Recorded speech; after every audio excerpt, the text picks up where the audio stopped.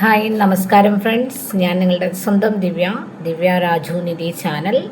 നമ്മളിന്ന് വിവിധങ്ങളായ പൂക്കളും പൂക്കളുടെ ഒരു ശേഖരം തന്നെയുണ്ട് കേട്ടോ. പൂക്കൾ മാത്രമല്ല, നമുക്ക് പ്ലാവ്, മാവ്, അങ്ങനെ വിവിധ ഇനം തൈകളുണ്ട്. ഇത് ഞങ്ങളുടെ പരവൂര് ഹരിത ഗാർഡൻസ്. അപ്പോൾ ഇതിൽ ബോഗൻവില്ലയുടെ തന്നെ ഒരു നീണ്ട ശേഖരമുണ്ട്. നിങ്ങളത് വീഡിയോ ഓപ്പൺ ചെയ്തപ്പോൾ തന്നെ അതാണ് കാണുന്നത്. ബോഗൻവില്ല വെറൈറ്റി ആയിട്ടുണ്ട് കേട്ടോ. എല്ലാവർക്കും വന്ന് വാങ്ങാൻ സൗകര്യത്തിന് റോഡ് സൈഡിലാണ് പരവൂര്. ബോഗൻവില്ലയുടെ വിവിധങ്ങളായ ശേഖരങ്ങൾ, വിവിധങ്ങളായ കളറുകൾ ഒരുപാടുണ്ട്. നിങ്ങൾക്കെല്ലാവർക്കും ഇഷ്ടപ്പെടുമെന്ന് ഞാൻ വിശ്വസിക്കുന്നു. അത് വളരെ നല്ലതാണ്. നമുക്ക് ഇത് വെക്കാൻ ബോഗൻവില്ല വളരെ വിലക്കുറവുമാണ്, പക്ഷെ നല്ല ഐശ്വര്യവും നല്ല ഭംഗിയൊക്കെയാണ്. ഇതിൻ്റെ ചുമന്ന പൂക്കൾ എന്നൊക്കെ പറയുമ്പം ചൊവ്വ, നമുക്ക് അങ്ങനെ ഒരു ജ്യോതിഷപ്രകാരം നോക്കിയാൽ തന്നെയും വളരെ നല്ലതാണ്. ചുവന്ന പുഷ്പങ്ങൾ എപ്പോഴും നമ്മൾ ചൊവ്വ ദിവസങ്ങളിൽ ദേവീക്ഷേത്രങ്ങളിലാണ് കൊണ്ടുപോകാറുള്ളത്. അപ്പോൾ വിവിധങ്ങളായ ബോഗൻവില്ലകൾ, വിവിധ കളറുകൾ. ഞങ്ങൾ അവിടെ ചെന്നപ്പം അത് വാങ്ങാൻ നിൽക്കുന്ന കുറേ ആളുകളുണ്ട് ഇപ്പുറത്തെ സൈഡിൽ. നമ്മൾ വീഡിയോ എടുത്ത് പോകുന്ന വഴിക്ക് നിങ്ങൾക്കത് കാണാൻ സാധിക്കും. ബോഗൻവില്ല മാത്രമല്ല, വെറൈറ്റീസായ ഒരുപാട് ചെടികളുണ്ട് കേട്ടോ. നല്ല ഭംഗി, നല്ല അവിടെ ചെല്ലുമ്പോൾ നമുക്കൊരു പോസിറ്റീവ് വൈബാണ് തോന്നുന്നത്. ഇങ്ങനെയുള്ള സ്ഥലത്ത് ഗാർഡൻസിൽ പോകുമ്പോൾ നിങ്ങൾക്കത് മനസ്സിലാവുമായിരിക്കും. തെങ്ങിൻ തൈകൾ, പിന്നെ ഈ ചെടിയുടെ പേരെനിക്കറിയത്തില്ല കേട്ടോ. നമ്മൾ വീടിനുള്ളിലും ഇൻഡോറായിട്ടും ഔട്ട്ഡോറായിട്ടും ഒക്കെ യൂസ് ചെയ്യുന്ന ചെടികളുണ്ട്. ബോഗൻവില്ലകളുണ്ട്. പിന്നെ കണിക്കൊന്നയാണോ എന്നെനിക്കറിയില്ല. എനിക്കതുപോലെ തോന്നി. അതോ ഇതിന് പറയുന്ന പേര് വേറെ മറ്റെന്തെങ്കിലും ആണോ എന്ന് എനിക്കറിയില്ല. എനിക്കങ്ങനെ തോന്നി. പിന്നെ മുളയുടെ ഒരു ചെടി, പിന്നെ ഈ ചെറിയ ചെടികൾ, അതൊക്കെ ഇൻഡോറായിട്ടും ഔട്ട്ഡോറായിട്ടും ഒക്കെ വെക്കാറുണ്ട്. വളരെ വളരെ നല്ലതാണ്, വളരെ നല്ല ഭംഗിയുണ്ട്. നമുക്ക് റൂമിനുള്ളിലൊക്കെ വെക്കാം. ആ ഒരു പ്ലാന്റ് മുളയുടെ ഒരു വേറൊരു വെറൈറ്റി. നമ്മളിങ്ങോട്ടേക്ക് വരുമ്പോൾ തെച്ചിപ്പൂവിൻ്റെ ഒരു ശേഖരങ്ങൾ കാണാൻ പറ്റുന്നുണ്ട്. എനിക്ക് തോന്നുന്നു ഏറ്റവും കൂടുതൽ ബോഗൻവില്ലകളായിരിക്കും. ഞാനിങ്ങനെ കൈകൊണ്ട് തൊട്ട് നോക്കുന്നുണ്ട്. എനിക്കൊരുപാട് ഇഷ്ടപ്പെട്ടു. ഇപ്പം ചെടികളെ ഇഷ്ടപ്പെടുന്നവർ, ചെടികളോട് ഇഷ്ടമുള്ളവർ, പൂക്കളോട് ഇഷ്ടമുള്ളവർ, നിങ്ങളെ എല്ലാവരെയും ഞാൻ പരവൂരേക്ക് സ്വാഗതം ചെയ്തു. അത് അവിടെ വാങ്ങാൻ വന്നവരാണ് കേട്ടോ. ചെടികൾ വാങ്ങാൻ വന്നവരാണ്. നിങ്ങൾക്ക് എല്ലാവർക്കും ഇഷ്ടപ്പെടുന്നു. ഇത് കലമ്പോട്ടി പൂ എന്ന് പറയും. നമ്മൾ പണ്ട് വയലിൻ്റെയും തോടിൻ്റെയൊക്കെ തോട് വരമ്പിലൊക്കെ നിൽക്കുന്നത് അതല്ല, അതുപോലെ സാമ്യമുള്ള ഒരു ചെടിയാണത്. ഒരു ബോഗൻവില്ലയിൽ തന്നെ വേറെ വേറെ വ്യത്യസ്തമായ കളറുകൾ.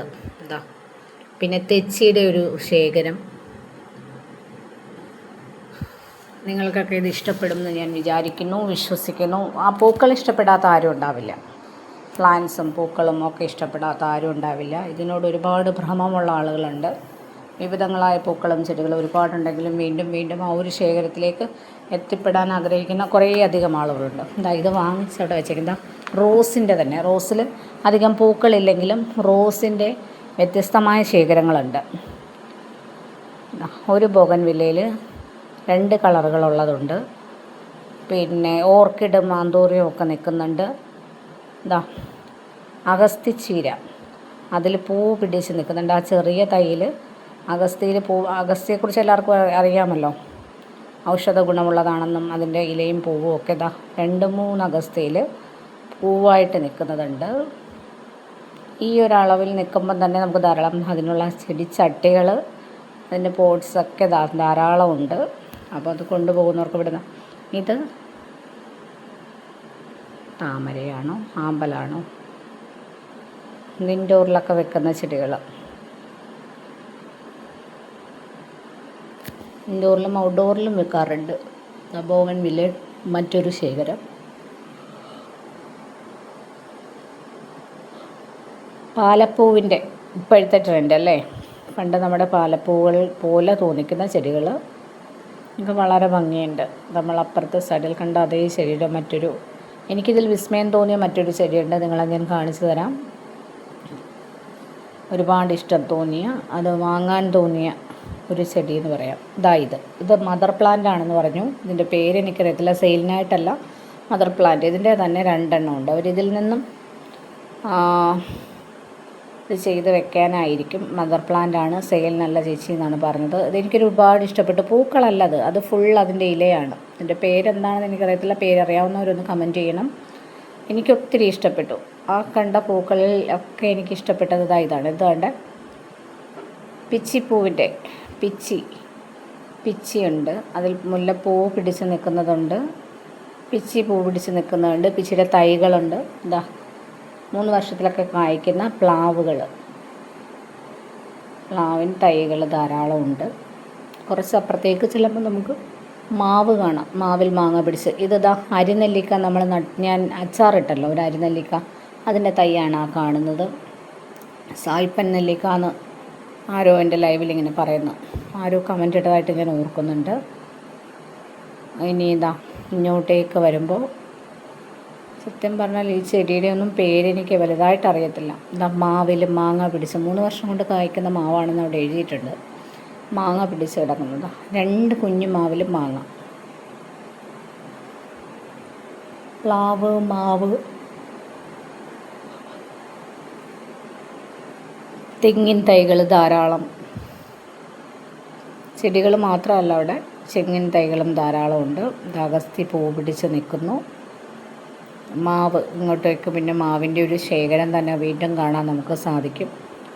അപ്പോൾ അതിനകത്ത് ചെന്ന് പെട്ടപ്പം കണ്ണിനും മനസ്സിനും ഒക്കെ ഒരു കുളിർമയും ഒരു സന്തോഷമൊക്കെ തോന്നി. പിന്നെ ചെടികൾ നമുക്ക് ഇപ്പോൾ രാഹുദശയിൽ നടേണ്ട ചെടികൾ, ശുക്രദശയിൽ നടേണ്ട ചെടികൾ, വ്യാഴം ദശയിൽ നടേണ്ട ചെടികൾ, അല്ലെങ്കിൽ ക്ഷേത്രത്തിൽ ഏതൊക്കെ പൂവുകൾ ഏത് ദിവസം കൊണ്ടുപോകാം.